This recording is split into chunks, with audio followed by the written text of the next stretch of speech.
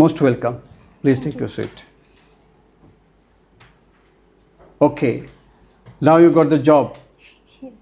Junior engineer, grade 5A. Yes, sir. How do you feel? Sir, feeling so good. Feeling so good Yes, sir. after hard work when one cracks such type of examination. Yes, sir. Okay. People want to know how you prepared yourself for this particular exam. Sir, it's a very long journey. It's a very long journey. Yes, sir. In what way? In what way? First of all, you have to clear the prelims, then mains, then interview, and 3 phases. 3 phases. Right?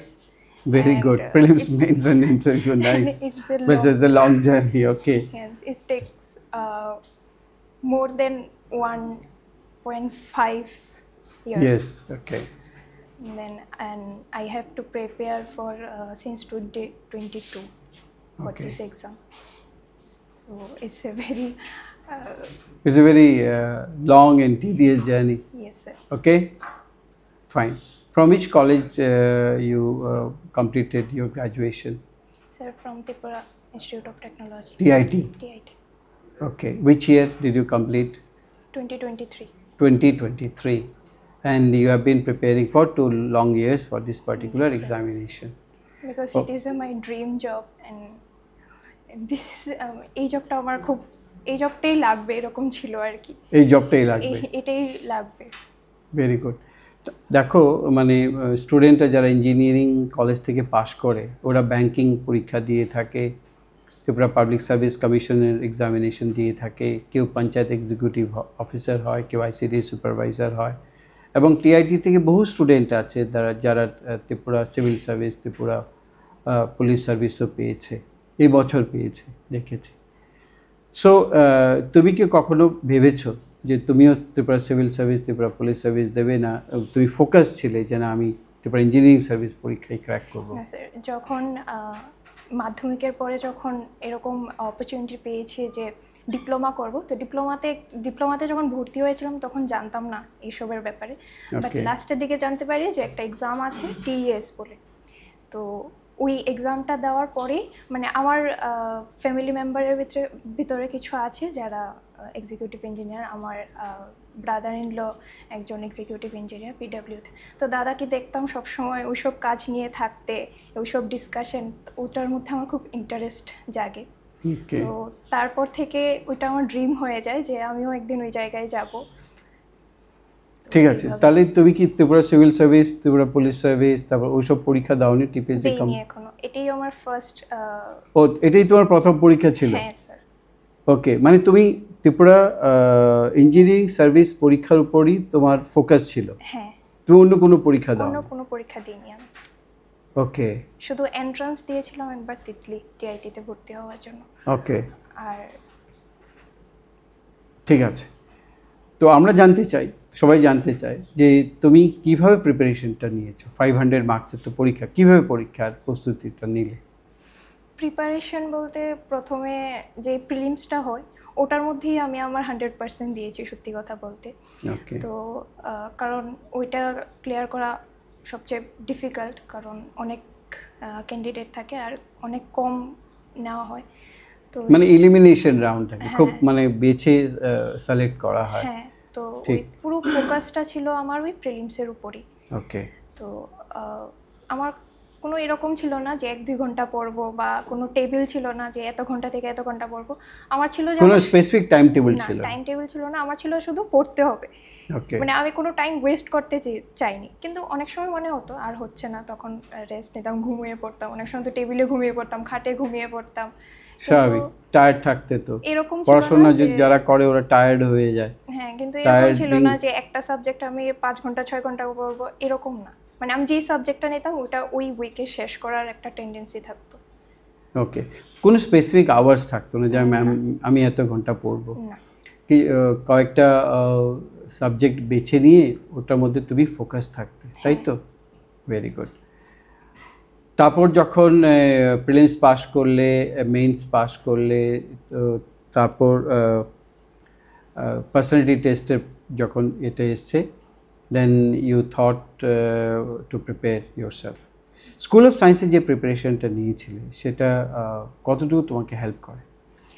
Sir আমি মেন্সের পরে একটা জিনিস feel করেছি, যখন selected হই মেন্সে, তখন আমার ভিতরে একটা ভয় এসে পড়েছিল ইন্টারভিউ নিয়ে। তখন মনে হচ্ছিল যে প্রিলিমস মেন্স কিছুই না, এখন মনে হচ্ছিল যে ইন্টারভিউটাই মেন, ইন্টারভিউতে কিছু হয়ে গেলে আমি একদম বাদ হয়ে যাব।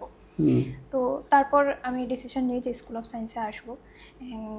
যখন আপনার সাথে প্রথম দিন ক্লাস হয় তখন আপনি একটা কথা বলেছিলেন, তখন আমি অনেক ভয়ে ছিলাম, মানে হাত পা কাঁপতো আমার ইন্টারভিউর কথা শুনে, আমি অনেক ইন্ট্রোভার্ট একজন পার্সন। তো আপনি একটা কথা বলেছিলেন যে এই কাঠের চেয়ারটা দেখে একটা কথা বলেছিলেন যে এই চেয়ারে বসে অনেক অফিসার আপনি বানিয়েছেন বা অনেকে হয়েছে।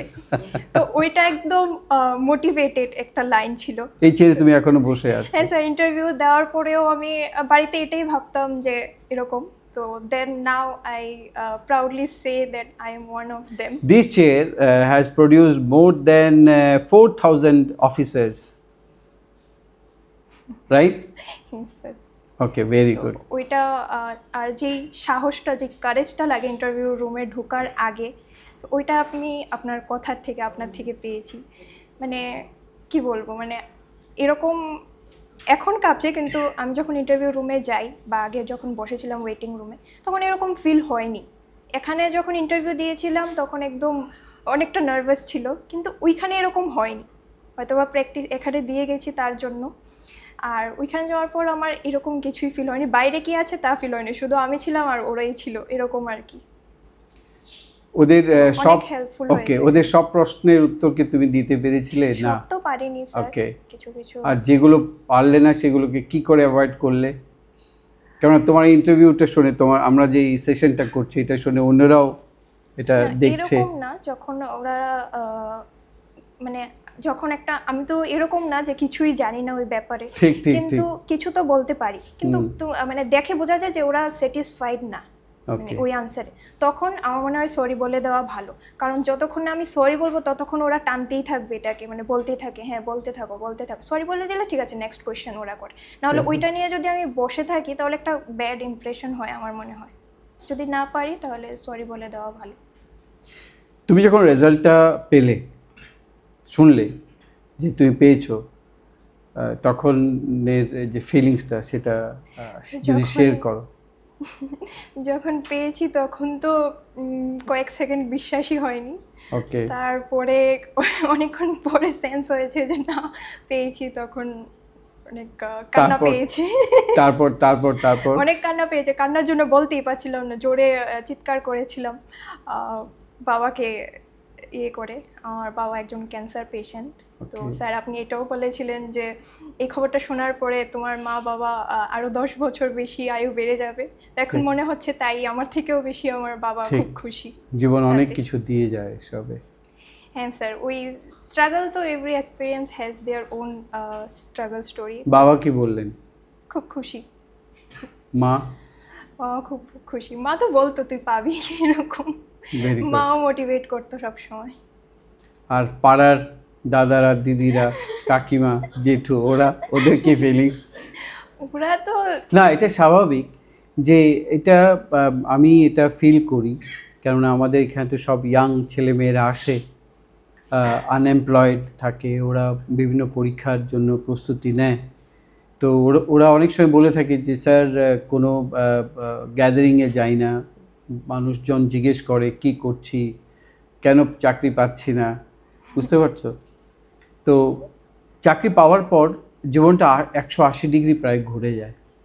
নাও ইউ আর এমপ্লয়েড। আগে যারা একটু ধরো একটু রিপালসিভ অ্যাটিটিউড থাকতো, এটা স্বাভাবিক, we live in a society, এটা স্বাভাবিক।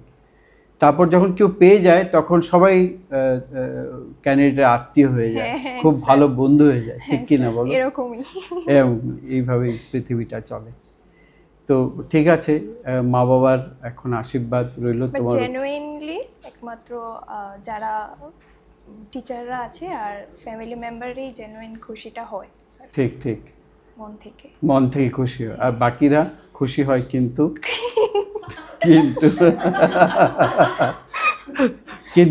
কিন্তু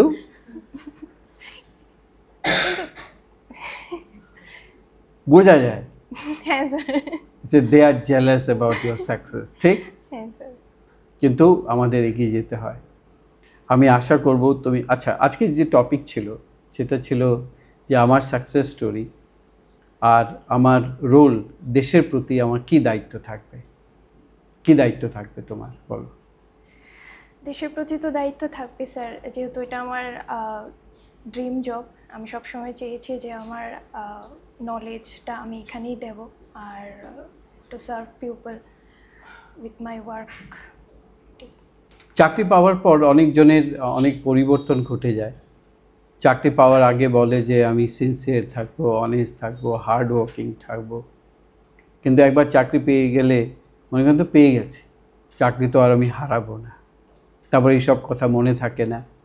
যারা যায় ওদের কাছে সাহায্য পেতে চায়, বলে যে আজ নয় কাল আসবে।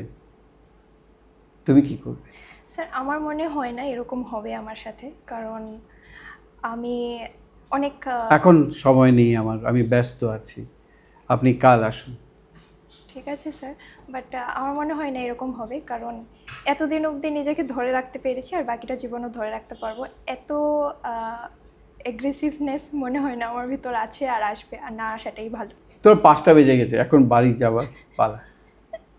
কেউ এসে, ম্যাডাম যদি একটা সই করে দিন তাহলে ভালো হবে, বা আমারটা দেখে দিন, তখন তোমার কি বলছো, 5টা তো বেজে গেছে আর কি। না স্যার, তুমি কি যদি করবে? বেশি দরকার হয় তো দিয়ে দেব দেখে, এরকম তো না। ওকে। বাড়িতে ভাই বোন ভাই বোন আছে? হ্যাঁ স্যার, আমার কি 2 বোন ওরা আছে। কি করছে? স্যার আমার বড় দিদি টিচার, আপনার এখান থেকেই পড়েছে, ওকে, কি নাম? পূরবী দাস। পূরবী? দেখলে হয়তো বা চিনবেন। হ্যাঁ হ্যাঁ, চিনবো চিনবো, পূরবী। আচ্ছা, আর আর মেজো দিদি কোন স্কুলে আছে ও? এখন নরসিংহ স্কুলে আছে। নরসিংহ স্কুলে আছে, ভেরি গুড। আর মেজো দিদি এরকম হাউসওয়াইফ। ওকে। কিন্তু সবসময় মেজো দিদির জন্যই আজকে এখানে বলতে গেলে, কারণ ও না থাকলে কিছু হতো না। সবসময় ও আমাকে মোটিভেট করেছে, মানে আমার Very যদি good. আইডিয়াল পার্সন যদি থেকে থাকে তো আমার দিদি, মেজো দিদি। গান পারো? পারো পারো পারো, জানি জানি তুই পারো, এখন যে কোনো গান, যে কোনো গান।